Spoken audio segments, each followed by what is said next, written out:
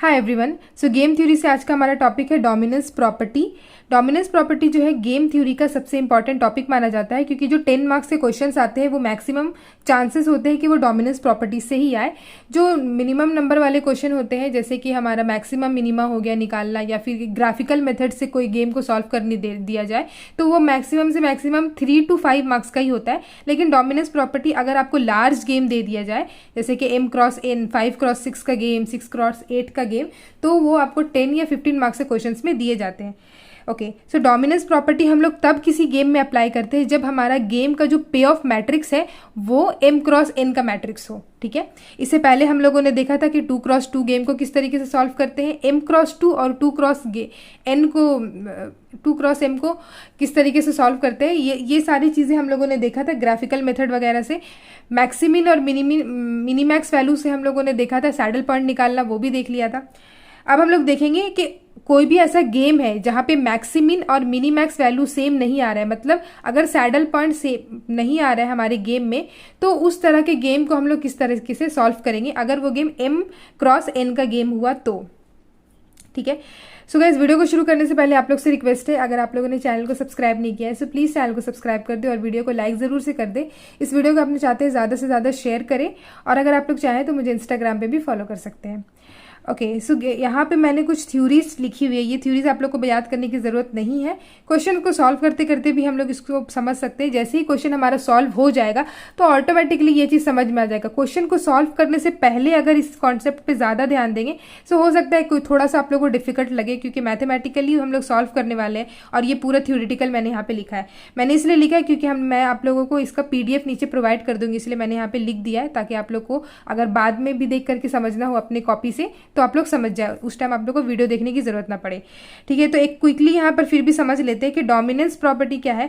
The principle of dominance states that if one strategy of a player dominates over the other strategy in all condition the latter strategy can be ignored.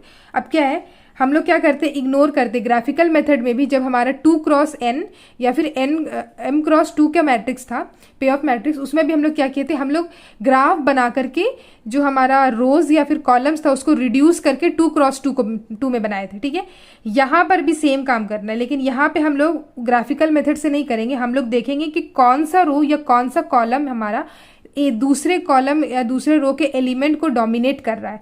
तो अगर वो dominate करेगा तो उसको हम लोग delete कर देंगे। ठीक है, अब ये डोमिनेट करना क्या होता है इसको समझते हैं। In such cases dominance we reduce the size of the payoff matrix by deleting those strategy, okay, जैसे मैंने अभी बोला, which are dominated by others. अब यहाँ पे देखते हैं general rules for dominance are. पहला है if all the elements of a row says kth row. ठीक है, अगर एक रो का सारा एलिमेंट आर लेसर देन और equal to corresponding element of any other रो, एक रो का, जैसे कि M×N का मैट्रिक्स है हमारे पास, एक रो का सारा जो एलिमेंट है वो दूसरे रो से अगर लेसर हो, लेस देन हो, तो हम लोग क्या बोलेंगे कि जो kth रो है, मतलब वो वाला जो रो है वो डोमिनेटेड बाय द rth रो। ठीक है, नहीं समझ में आ रहा है, हम लोग अभी इसको आगे भी देखेंगे, अब न्यूमेरिकल को इसको सॉल्व करेंगे तो समझ में आ जाएगा। बस पॉइंट्स को मैं एक बार बोल दे रही हूँ ताकि आप लोग इसको फिर से देख के समझ जाएं। इफ ऑल द एलिमेंट्स, दूसरा पॉइंट है, all the elements of the column, same जो रो के लिए था वो कॉलम के लिए, बस यहाँ पे लेस देन की जगह ग्रेटर देन हो जाएगा। अगर if all the elements of a column says kth column are greater than और equal to corresponding element of the other column से rth column, then kth column is dominated by rth column. Rows में lesser then देखना है, अगर एक column के सारे value दूसरे कॉलम के सारे वैल्यू से लेस है, मतलब वो कॉलम दूसरे पे डोमिनेट कर रहा है। और सॉरी, रो वाइज देखेंगे तो एक रो दूसरे पे डोमिनेट कर रहा है अगर वो लेसर है तो। अगर कॉलम में देखेंगे तो एक कॉलम दूसरे कॉलम का वैल्यू से ज़्यादा ग्रेटर देन होना चाहिए। ओके, उसके बाद है हमारा थर्ड वाला rule.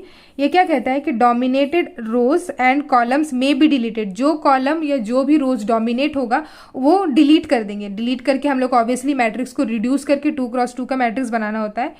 Reduce to the size of the payoff matrix as the optimal strategy will remain unaffected. Okay, अब यहाँ पे लास्ट है, if some linear combination of some rows dominated ith row then ith row will be deleted. ठीक है, जैसे ही linear combination में भी क्या होगा, अगर कुछ रोज होगा डोमिनेट करेगा तो वहाँ पे ith रो को डिलीट कर देंगे, वही चीज़ है। और सेम चीज़ होगा कॉलम में भी अगर कोई लीनियर कॉम्बिनेशन है तो। ठीक है, अब बहुत सारे हमने डेफिनेशंस देख ली, अब क्वेश्चन पे आते हैं और सॉल्व करते हैं। आज का हमारा क्वेश्चन ये वाला है, ये काफ़ी छोटा सा गेम है। हमने 3x3 का गेम को लिया है और इसी को आज हम लोग सॉल्व करने वाले हैं, ठीक है। सो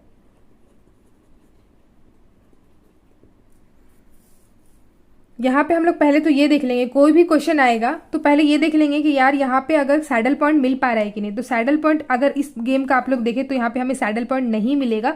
अगर सैडल पॉइंट नहीं मिलेगा तो हम इसको सॉल्व नहीं कर पाएंगे। तो हम लोग पहले देखेंगे ये कौन सा गेम है। ये गेम है हमारा 3x3 का, तो ऑब्वियसली हमें डोमिनेंस प्रॉपर्टी लगाना पड़ेगा, ठीक है। स्टार्ट करते हैं। सो अगर इससे पहले का डेफिनेशन आप लोग को नहीं भी समझ में आया होगा तो यहाँ से आप लोग ध्यान दीजिए किस तरीके से सॉल्व करना है। सबसे पहले हम लोग रो वाइज देखेंगे। सो हमारे पास ये है 1 7 2, तो इनका जो है हमें सम निकालना है। 1 + 7 + 2 हमारे पास आएंगे 10। उसके बाद इसका भी सम निकालना है इस रो के लिए। 6 2 + 7 ये होगा 15 और 5 + 1 + 6 ये होगा हमारा 12, ठीक है। सम निकालने के बाद मैंने यह पेंसिल से लिखा है, पेन से भी लिख सकते हैं आप लोग, ठीक है। सम निकालने के बाद इसका सबसे मिनिमम क्या है, यहाँ पर है 10। सो ये जो 10 है इसको सिलेक्ट करेंगे, इसके कॉरेस्पॉन्डिंग जो हमारा रो है उसको सिलेक्ट करेंगे। तो ये जो सिलेक्ट किया हमने इसको बोलेंगे सिलेक्टेड रोज, ठीक है। रो के केस में सिलेक्टेड रो, मैंने जैसे अभी डेफिनेशन में देखा था कि जो रोज होगा, जो रोज होते हैं यहाँ पर, ये जो रोज वाला था उसमें जो है लेसर देन देखना है, ठीक है।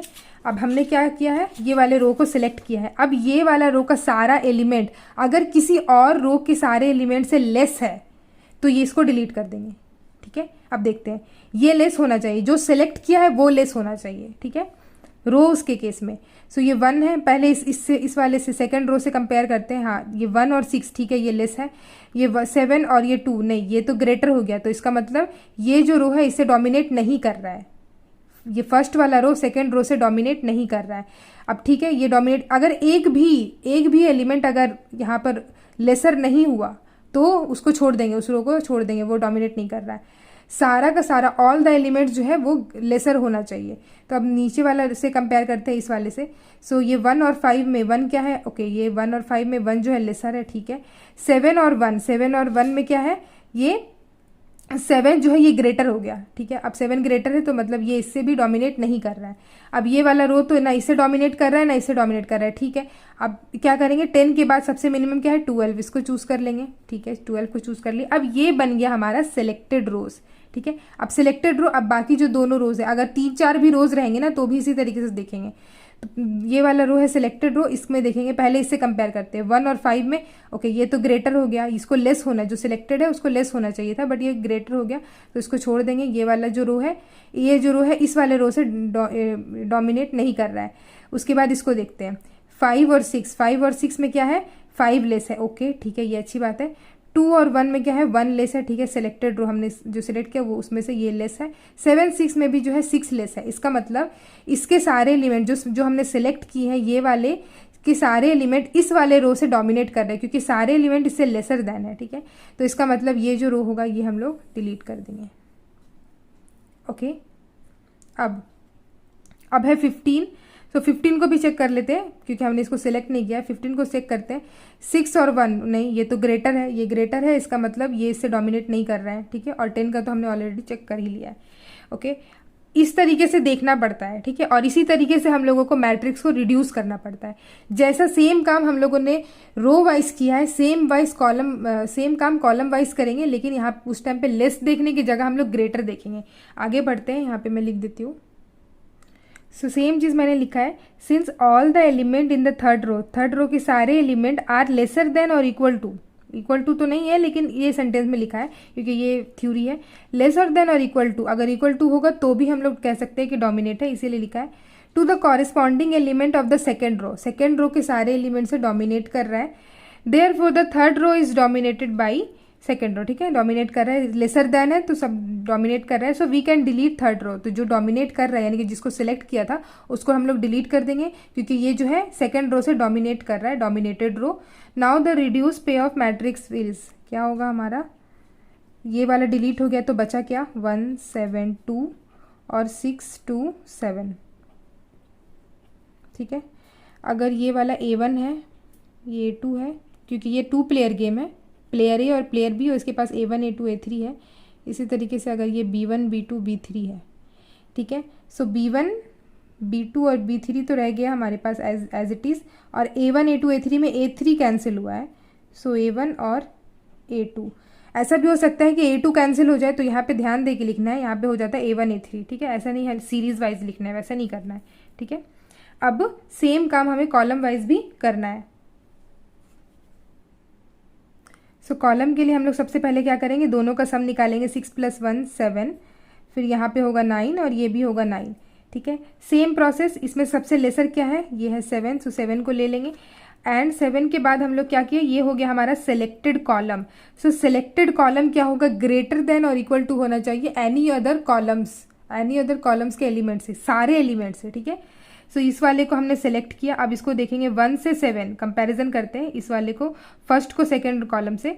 सो 1 से 7 जो है, 1 जो है लेसर देन है, सो 1 लेसर देन है, इसका मतलब ये इसे डोमिनेट नहीं कर रहा है, ठीक है। अब 1 को 2 थर्ड वाले से करेंगे कंपेयर, सो 1 और 2 में जो है 2 ग्रेटर है, लेकिन ग्रेटर इसको होना चाहिए, जो सिलेक्ट किया है वो ग्रेटर होना चाहिए, तो ये वाला जो कॉलम है इससे भी डोमिनेट नहीं कर रहा है, ठीक है। तो इसको ये वाला कॉलम कोई सा भी कॉलम से डोमिनेट नहीं कर रहा है। अब सेकंड चूज करेंगे, ये वाला सेकंड कॉलम।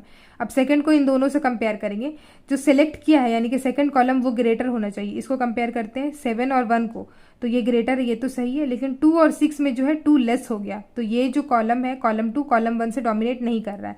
इसके बाद कॉलम 3 से देखते हैं, 7 और 2 में 7 ग्रेटर है, ओके, 2 और 7 में क्या है, 2 लेस हो गया, इसका मतलब ये वाला column second column third column से भी डोमिनेट नहीं कर रहा है। अब एंड में बचा 9, ये वाला। अब इसको देखते हैं, इसको इन दोनों से कंपेयर करते हैं, 2 और 1 में क्या है, 2 ग्रेटर है, ओके, 2 ये थर्ड कॉलम को सिलेक्ट किया है, 1 2 ग्रेटर है, 7 और 6 में भी 7 ग्रेटर है, इसका मतलब ये जो थर्ड कॉलम है ये फर्स्ट कॉलम से डोमिनेट हो रहा है, तो इसको हम लोग क्या करेंगे, डिलीट कर देंगे, ठीक है। अब हमारे पास जो मैट्रिक्स बचे वो है 1 7 6 2, 1 7 6 2, जो सेम स्टेटमेंट हमने यहाँ पे लिखा है रोज के लिए, सेम हम लोग कॉलम के लिए भी यहाँ पे लिख देते हैं। ओके, सो कॉलम के लिए भी मैंने सेंटेंस लिखा है, the elements of third column, ये वाला third column, are greater than और equal to the corresponding element of the first column, which gives that column 3 is dominated by column 1, so we can delete column 3, क्योंकि ये dominate कर रहा है तो इसको डिलीट कर देंगे। अब नाउ वी हैव, यहाँ पे लिख देंगे यही वाला sentence, the reduce payoff matrix यहाँ लिख देंगे, और उसके बाद ये जो मैट्रिक्स है उसको लिखेंगे। ये मैट्रिक्स है हमारा A1 A2 बचा हमारे पास, क्या बचा है 1 6 7 2, और ऊपर B के साइड से, प्लेयर B के साइड से B1 B2 बचा है, B3 डिलीट हो गया है, ठीक है। अब ये 2 क्रॉस 2 का मैट्रिक्स है, ये हम लोग जानते हैं, इसको फार्मूला से सॉल्व किया जा सकता है और बिना फार्मूला के भी सॉल्व किया जा सकता है, तो हम लोग बिना फार्मूला से ही सॉल्व करेंगे। यहाँ पे हम लोग निकालते हैं इसके लिए सबसे पहले ऑडमेंट्स, ठीक है। ऑडमेंट्स निकालने के लिए हमें पता है इन दोनों का डिफरेंस लेते हैं 1 और 7 का, सो 1 - 7 होगा -6, इसको सामने नहीं लिख के नीचे लिखते हैं -6, और 6 - 2 करना है, तो 6 - 2 नहीं करते, 2 - 6 करते हैं, 2 - 6 होगा -4, इसको इसके ऊपर लिखते हैं -4।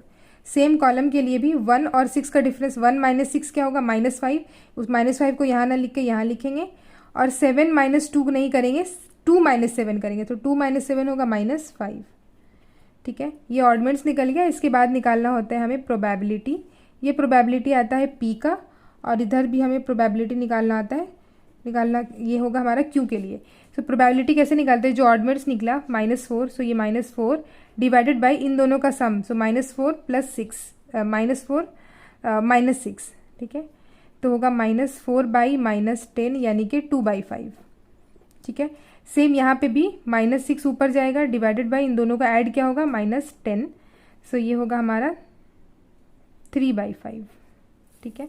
सेम यहाँ पे भी करेंगे, ऑडमेंट्स हमें पता है, तो प्रोबेबिलिटी क्यू वाले क्या होगा, जो ऑडमेंट्स आया वो लिखेंगे सबसे पहले, और फिर इन दोनों को ऐड करके -5 -10 -10, तो ये होगा 1/2, और यहाँ पे भी -5 दोनों को ऐड करेंगे -10, और ये भी होगा 1/2। ये आता है हमारे P1, ये होता है हमारा P2, ठीक है, ये होता है हमारा Q1 और ये होता है हमारा Q2।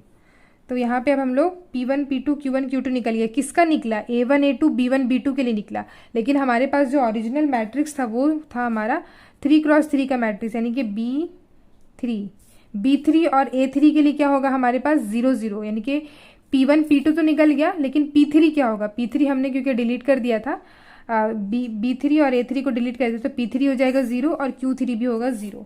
तो यहाँ पे लिखेंगे optimal strategy. So optimal strategy क्या होगा, strategy of A equals to, हम जानते हैं कि स्ट्रैटेजी को किस तरीके से लिखते हैं, ए के लिए लिख रहे हैं तो A1 A2 A3 and then उसके बाद P1 P2 P3, P1 P2 आया है हमारे पास 2/5 एंड 3/5 और P3 होगा 0। इसी तरीके से स्ट्रैटेजी ऑफ बी लिखेंगे तो क्या होगा हमारा B1 B2 B3 और इसके बाद Q1 Q2 क्या आया है 1/2 1/2 1/2 1/2 और ये आया है 0।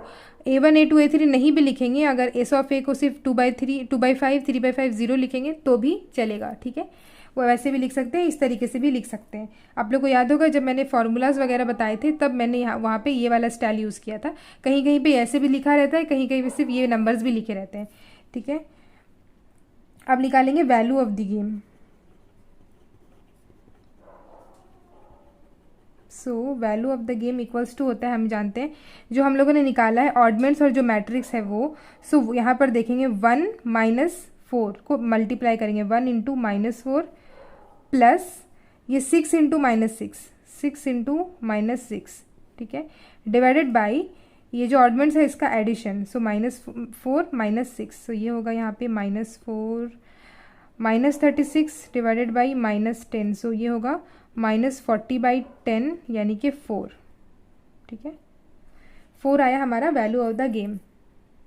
सो गाइज ये वाला गेम थ्योरी का जो क्वेश्चन था, ये डोमिनेंस प्रॉपर्टी का जो क्वेश्चन था, इसमें मैंने एक इजी क्वेश्चन को चूज़ किया था, इजी क्वेश्चन को पिक किया था ये समझाने के लिए कि किस तरीके से एक रो या एक कॉलम दूसरे रो या दूसरे कॉलम से डोमिनेट करता है, कब डोमिनेट करता है, इसीलिए मैंने सेंटेंसेस भी लिख दिए हैं।